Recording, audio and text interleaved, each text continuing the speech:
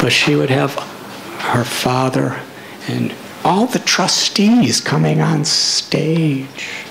They would all be dancing in kirtan. And some of the most incredible historical moments in my life were there at the NSCI by Madhupriya's grace. I remember when my mother and father came, she had my father on the stage dancing in front of 3,000 people in kirtan. Now for you Indian people, so what? But coming from Chicago, Illinois, I could not believe it. My father is on stage. Srinathji Prabhu was very much his dear friend. He encouraged him and held his hand. And he was with his arms raised, crying out the Hare Krishna Maha Mantra. And my mother was laughing hysterically seeing my father on stage with all the devotees. But after an incredible spell of laughter, she had her arms raised and she was chanting the holy names of Krishna. That's quite unbelievable. An American upper middle class mother and father publicly demonstrating such devotion in kirtan. That's Madhupriya's arrangement. And then Gary and his brother Richard brought their aunt, Shelley, who's one of the most sophisticated aristocratic people in the entire country of America. I think they're the largest her and her husband are about the largest real estate owners in Beverly Hills. They own hotels on Wilshire Boulevard. So many apartment buildings. They own an NBA basketball team. And the basketball team was a losing team for so many years. And she came for, I believe it was Anjali and Krishna Kanaya's marriage. Yes? Krishna Chandra Prabhu Radha Priya's. Was it Anjali's marriage or was it Radha's marriage? Anjali. The Swamis just can't keep track of these marriage things. We need mothers to help us. And she was wearing a sari with the Association of Devotees. Then the last day, NSCI.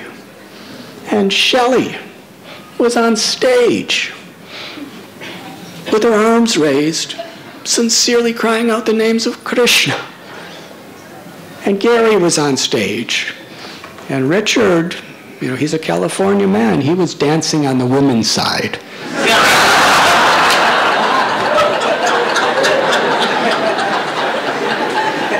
And I was leading the kirtan, and I really didn't know what to do about that. But he was dancing and singing. It was beautiful.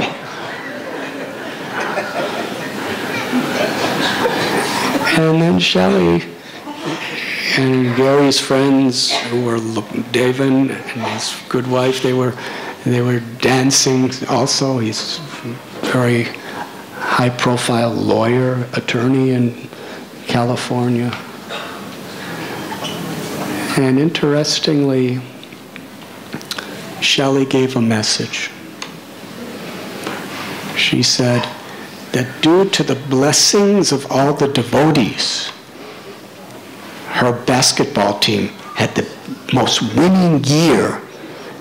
While she was in India, chanting and dancing and going to our programs, they had the longest winning streak in the history of the team. And she said it's all due to the blessings of the devotees and Krishna. So we were very happy about that. That historical speech came at NSCI. It's so joyful. And when there was some impediment for having that program, she just shifted it to her backyard. And what an incredible program that was. My younger brother, Larry, just January of this year, he was there with his wife, Lori. And it was the one devotee program that they attended. And he spoke. Quite amazing. And he danced. And you know something? I spoke to Gary. Now please understand, anybody who would come from abroad, I would just put them in the hands of Madhupriya. And I knew they would never be the same. I didn't have to make a plan with her. I just knew she would do something with them and make them happy. And totally capture their hearts. You know, she would take them to restaurants and tourist sites and everything else. But by her devotion, she inspired such appreciation for Krishna consciousness in them. She gave japamala to Shelley. She gave japamala this last visit to Gary, the day before he left. And before I came to India, Gary told me how he was weeping and crying in separation from her. And he said, in her honor, just to please her, I started chanting japa on the beads. Something I couldn't do. And he told me when he told Shelley, Shelley was crying.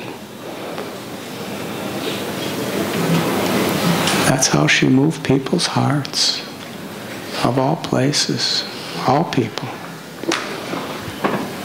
Because she really cared. She really wanted to serve. And there was nothing mundane about the way she served them, because she had an objective to share her love for Krishna with them. And she told them our philosophy, everything, but in such a way that all they could do is love it and accept it.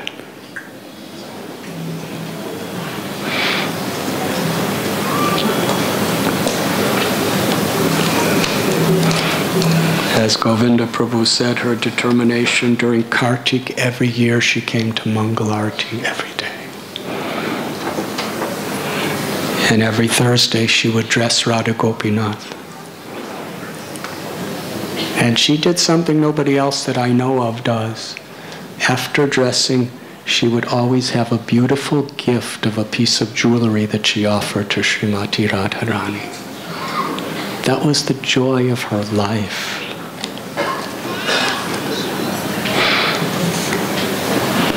Kunja Bihari Prabhu. I remember when he first started coming, he told me he was a devotee of Babulnath. And just to make the bridge with him, I would ask him to take me to Babulnath temple. So we would go up and have darshan of Babulnath together. Because in my own life, I knew the secret. Because I was a devotee of Shiva too. And I remember I offered prayers to Pashupatinath in Nepal to show me the way. Then I offered prayers to Vishwanath in Kashi, asking to show the way. And the next thing I know, after those two prayers, I was stranded, alone, with Gary, of course, in Mathura on Janmashtami. And Gary left and we were supposed to meet, and I got typhoid, so I couldn't go. So I had faith in the process. So I prayed to Babulnath, please do the same thing to this Kamala. that you did to me. And it happened. He worshipped Babulnath. By the grace of Babulnath, he got Gopinath. And ultimately, by the grace of Gopinath, he got Muktinath. And somewhere, in the middle of it all was this little person named Radhanath. He was very sincere. His wife took initiation. He wouldn't take initiation for many years because he was so serious about really following what he was going to promise.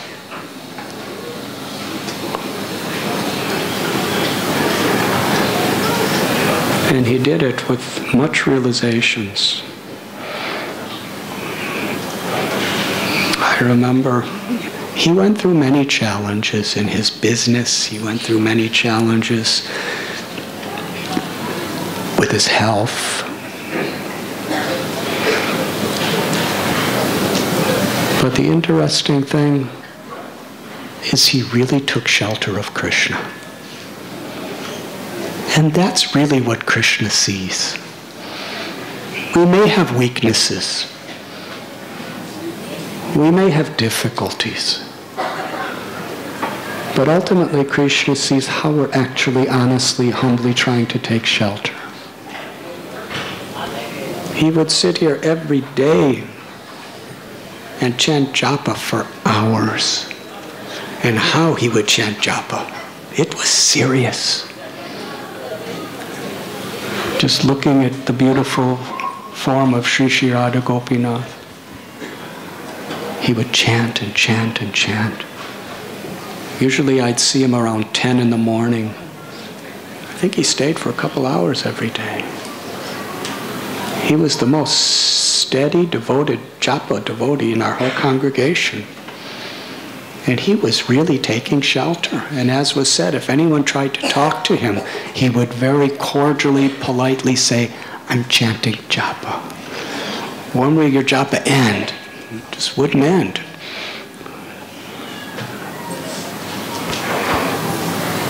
He was taking shelter. And we heard how he went to Mayapur and saw Radha Madhava and wanted, because he's a jeweler, he felt the inspiration to make some jewelry for Radha Madhava. But Madhava's about 6 feet tall. He's about 3 times bigger than Gopinath. He had to get gigantic jewels. He went all the way to China just to make beautiful jewelries for Radha Madhava. This is meditation.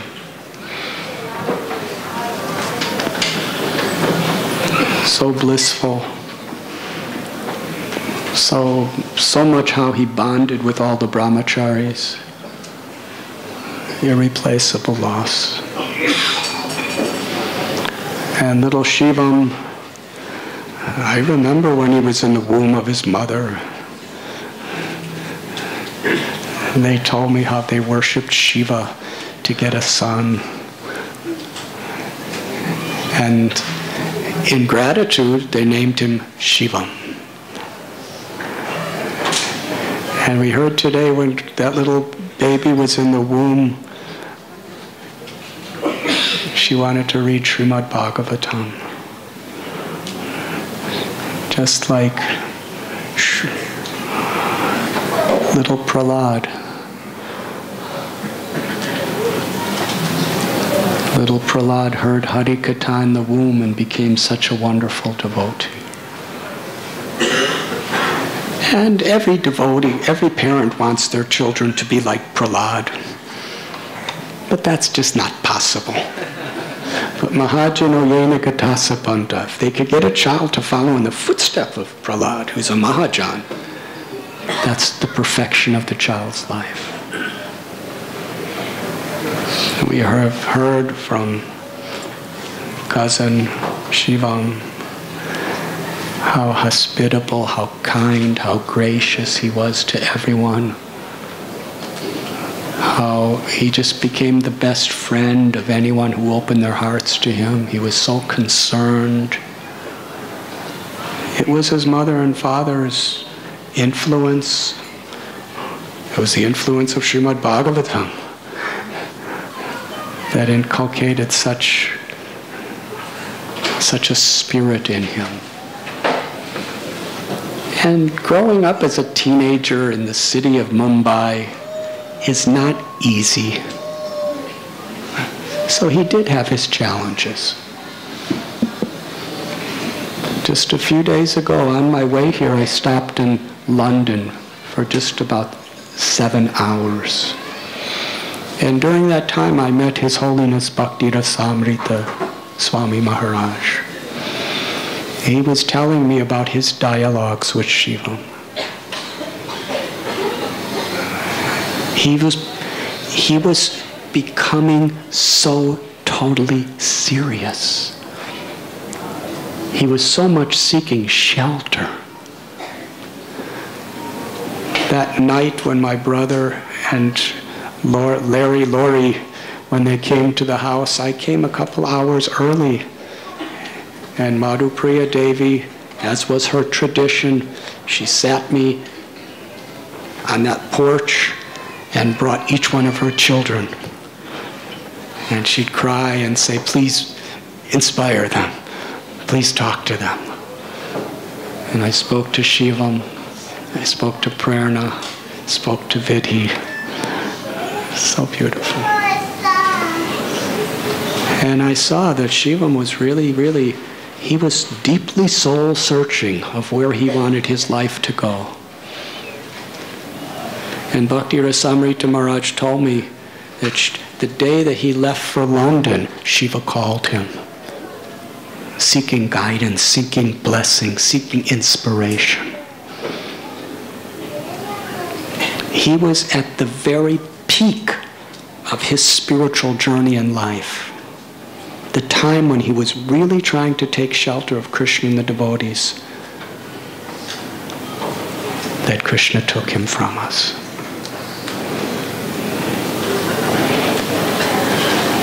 Physically, if we saw their bodies, it was a gory scene. But spiritually, their departure was absolutely beautiful, in a holy place. And we know for sure when the pilot made that announcement that those devotees were all crying out Krishna's names and Radharani's names. For sure, we know who they are. They left crying out to Krishna on a pilgrimage in a holy place. And they were all at the peak of their spiritual lives. And they had such blessings.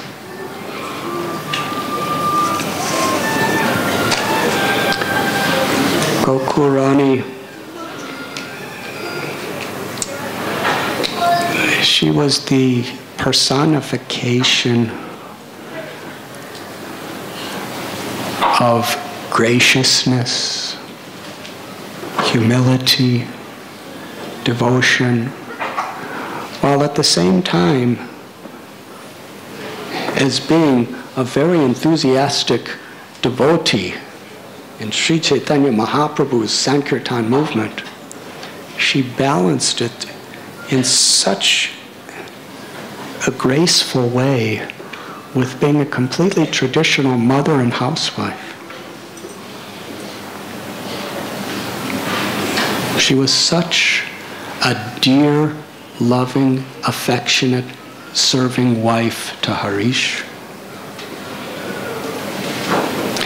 And her relationship with Taruni, her only child,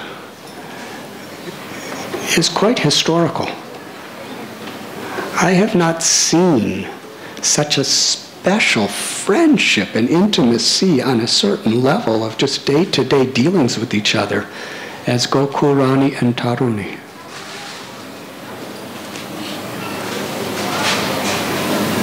She just gave her life to make her a lover of Krishna. And she did. We heard from Radha Krishna Prabhu She was married, she was 17 years old, and for 15 years did not have a child. And when little Taruni was born, who we later named Gokul Taruni, when little Gokul Taruni was born, she just accepted it as Krishna's and Shiva's mercy. And she dedicated her child to Krishna and taught us how to dedicate our child to Krishna. She spoon-fed that little child with bhakti.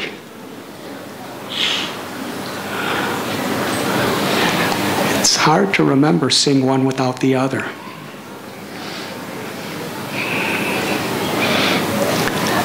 And I don't know all the details of how little Gokul Taruni got into the Bollywood scene, but it was quite amazing,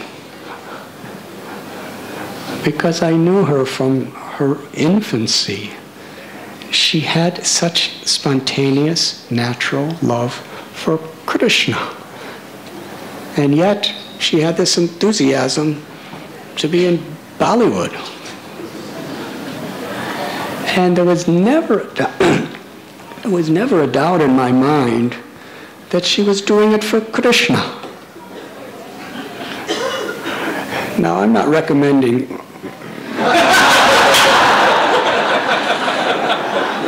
because we cannot imitate great souls, but we can really appreciate what they do. We read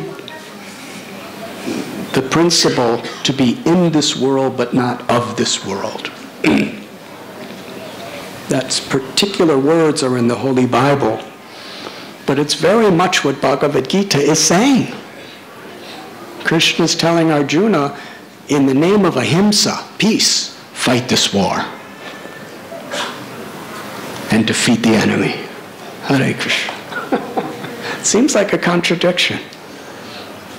But Krishna wanted to make a bold statement of how to be in this world but not of this world, how you could perform your occupation very dynamically with a clear mind and become very successful by God's grace, and at the same time do it all with love for Krishna in your heart and offer the fruits of the results of the activities to Krishna for Krishna's pleasure.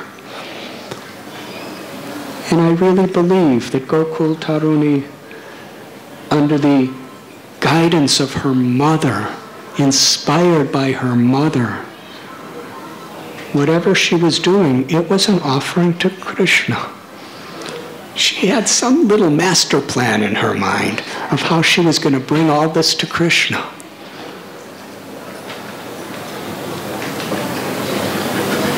And even though she became quite famous, being famous when you're 10, 11, 12 years old, very famous,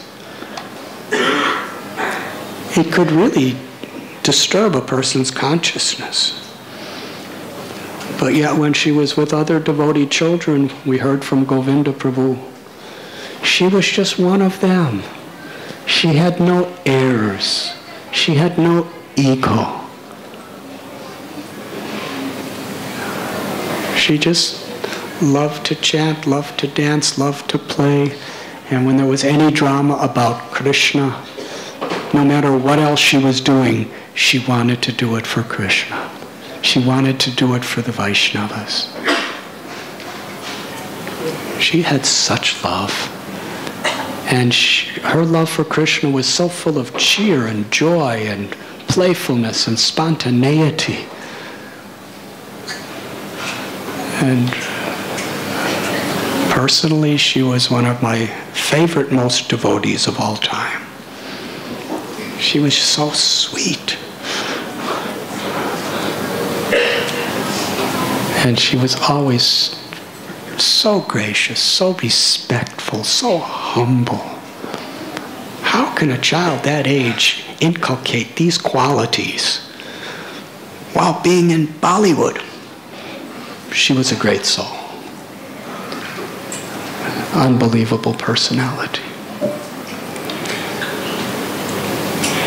And I remember the night I was leaving Mumbai in March, I went to Car, where Sahadev Prabhu and Mahaprabhu were celebrating their 75th birthdays. So on my way to the airport, I stopped there. I could not miss such an event. And I remember after talking about all the glories of these 75-year-old grandfathers, I saw little Taruni.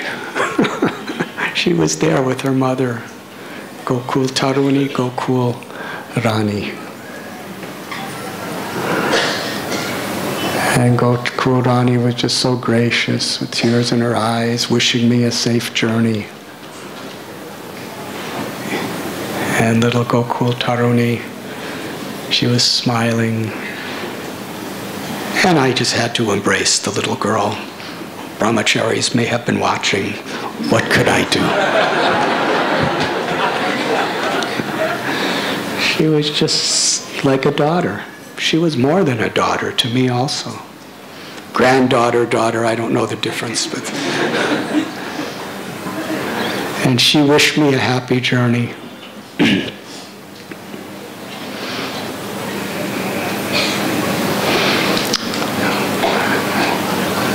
But I didn't realize that I should have offered them a happy journey. But they had a happy journey. And just my affection and my gratitude for those two, I offered profusely. And I'm so grateful to Mahaprabhu and Sahadev for becoming 75 years old so that I could offer that last offering in the physical form to both of them.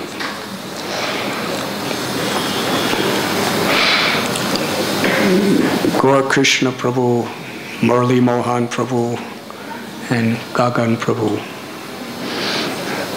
They're simultaneously one and different. They're Achintya Bheda Bheda Tattva. It was like one soul in three bodies. Gaur Krishna Prabhu, he was so much loved by so many people. People would brahmacharis would sometimes come to me and tell me how heavy he could be, because he was a perfectionist. His nature in life was a perfectionist. And we learned from his beloved father today what kind of perfectionist he was before he came to Krishna consciousness. I was told when he was about 17 years old, he was taking computers apart and reassembling them. How many of you could do that? He had such knowledge of technology, some empowerment. I don't know where it came from, but he was such a perfectionist in what he was doing that while he was a teenager, he was the director of a company having a very high-paying job of what, 1 crore a year? 1 crore a year, is it? He was making crores of rupees when he was 19 years old in London. He was so incredibly valuable. He can do technology seva or whatever. He was among the top 100 in the world, probably. He won all kinds of incredible international contests. And when he was just breaking into that field where he was going to become one of the top paid, unbelievable persons in the world in that field, he renounced it all. He would go to Radha Landanishwar temple to eat prasad. Is his family vegetarian? This good fruits come from good trees. And his father and mother must have been incredible desire trees. And while there, he was so gracious, he felt, I can't just take prasad, I have to do seva. So he would do seva. And then after doing seva, he got such a taste because, what is that verse? It's through seva that Krishna reveals himself. Bhaktisiddhanta Saraswati Thakur said, don't try to see Krishna, but try to serve Krishna in such a way that he likes to see you. So he served with such sincerity that Krishna revealed himself. He could stand in front of Radha-Nandanishwar for hours and hours a day, and yet such a balanced life. He still had so much love and gratitude and affection for his parents that he decided to surrender his life, to give up his job, to be a sadhu at Radha Gopinath temple. And he encouraged his father to personally bring him here and offer his son. That's quite rare. Father coming to gratefully offer the son to be a brahmachari in the ashram. What a family. And Gaur Krishna Prabhu, he became so irreplaceable in everything he did because nobody could do what he did. We could go on and on. I am miserable with technology. I don't know what I did. I must have done serious aparads to some machine in my last life.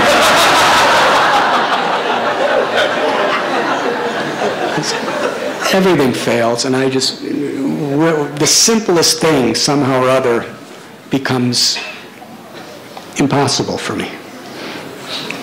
And when I would come here, my karma is, I always had these incredible, urgent things I had to deal with international matters, computer, and every time I'd come here, the internet did not work.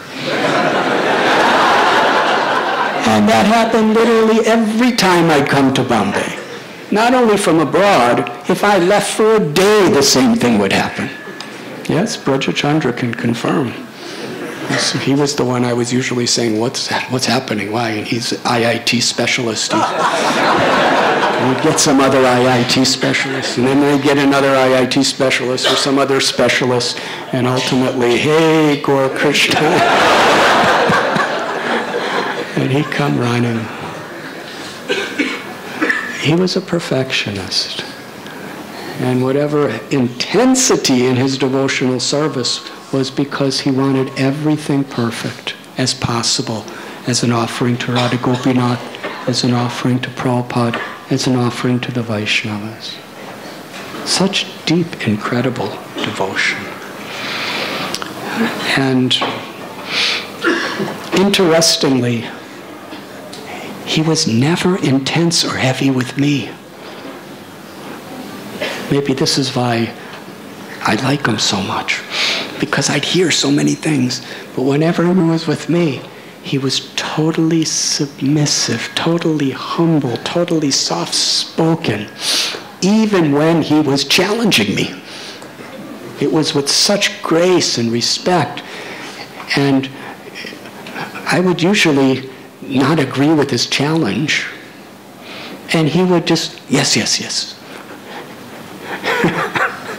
If something wasn't working, he would say, it's because of this and this. And I'd say, Gaur Krishna, don't make excuses. The more you make excuses, the more I'm going to be heavy on you. So he'd say, oh, yes, yes, yes, yes. He'd say, I can't fix it because of this, this, this, and this. It's impossible. I'd say, don't make excuses. Just fix it. Because I heard he was heavy, so I was trying to reciprocate on behalf of all the devotees.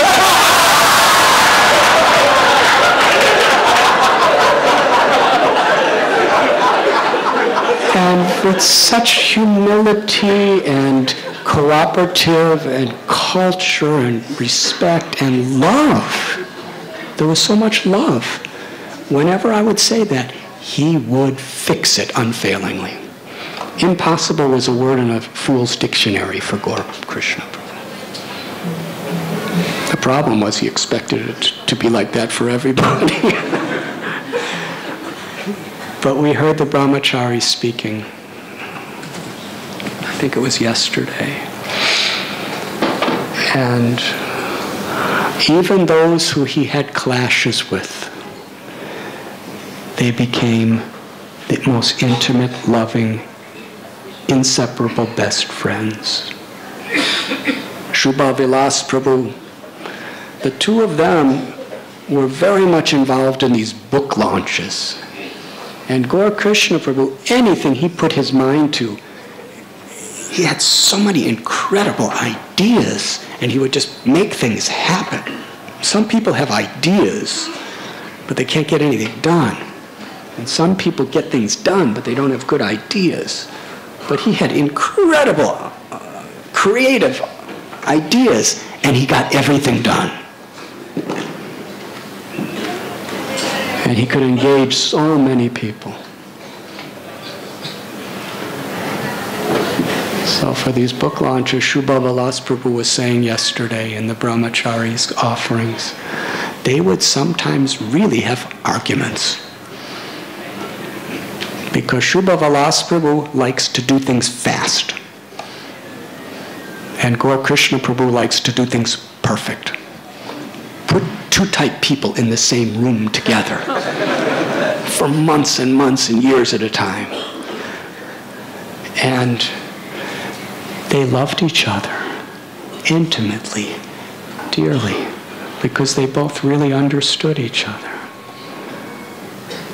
He had the softest, most gentle, loving heart, and such an insatiable, unmotivated spirit to serve. Whenever I was tired or not feeling well, he and Murli Mohan Prabhu would make such incredible arrangements to take me to some quiet place to rest. And they'd give me all selections. And they would take me there. They would bring everything, facilitate everything. 24-hour day call, the two of them. Such love. Such kindness. It's impossible for me to forget.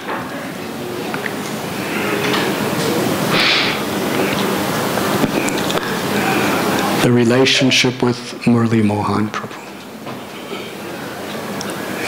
What an incredible person he was with his brother Gagan.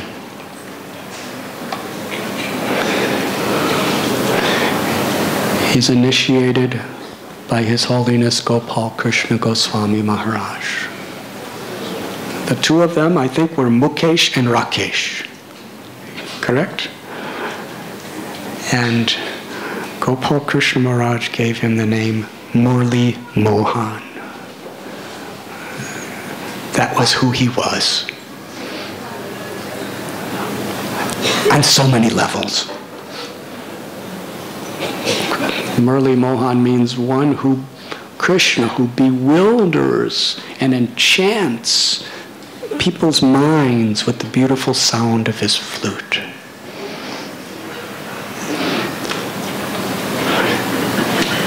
And not only was he enchanted by Krishna, but he would bewilder so many people the way he did things. But it was always with such love, such humility, such devotion. We heard the story earlier how he came to Radha Gopinath temple. His life was supernatural. He came to Radha Gopinath temple and prayed, I want a deity to worship. He prayed from his heart of hearts. And they were driving home with Damodar, and they passed by some deity store. And they went in and he said, I want a black deity of Krishna. The person said, there's nothing like that in the showroom, but come into the go-down. And that was a black deity of Krishna covered with all sorts of, dust. He said, I'll buy this, but I don't have any money. Such a pure heart. A Bombay Wala person. He said, just pay me whenever you can. He had so much trust. And he started worshiping and named Krishna Madan Mohan.